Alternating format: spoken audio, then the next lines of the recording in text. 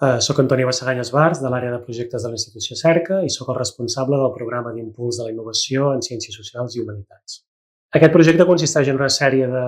d'iniciatives, fem site visits a institucions de referència, fem sessions d'informació, fem tallers, fem xerrades, que estan destinades al centre Cerca, que treballen sobretot en l'àmbit de les humanitats i les ciències socials, atenent a les seves especificitats en l'àrea de transferència i innovació. L'objectiu del programa, sobretot, és procurar que les activitats que s'estan fent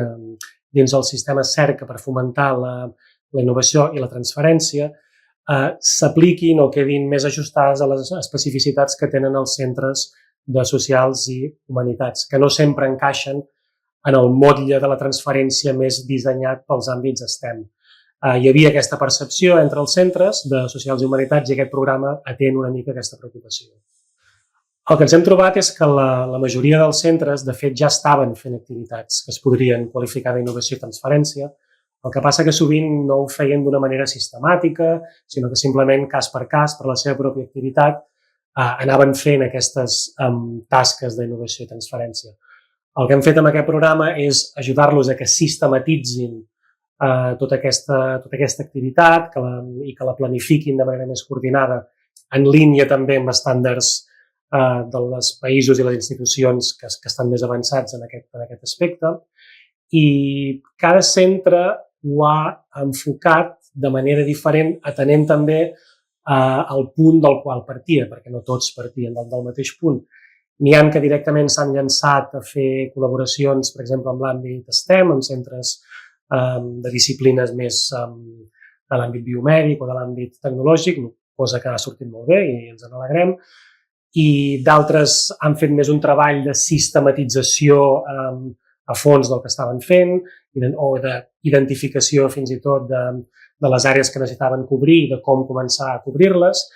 i d'altres s'han dedicat sobretot a accions de comunicació, transferència però més enfocades cap a la comunicació tant amb el públic general com amb institucions i empreses,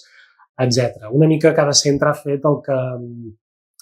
el que més responia a les seves necessitats, però estem molt contents de com ho han enfocat tots perquè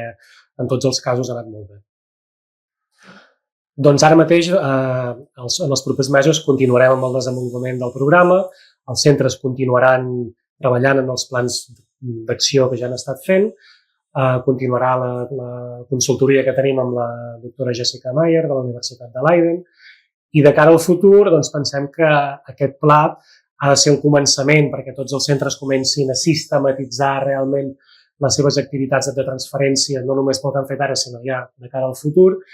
I, a més també tenim molt interès, que ja ha començat a passar, però volem que continuï, que els centres de socials i humanitats i els centres més d'àmbits STEM tinguin un diàleg productiu i estiguin assabentats els uns dels que fan els altres en tota l'àrea d'innovació i transferència, perquè ens hem adonat que quan això passa, de manera molt natural, les col·laboracions i les